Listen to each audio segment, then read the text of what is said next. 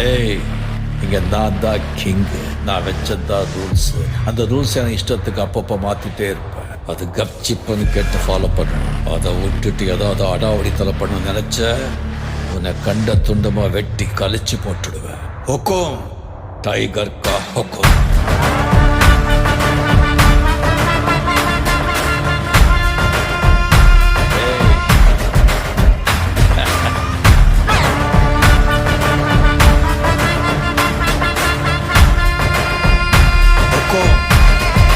Tiger கா ஹுக்கும்.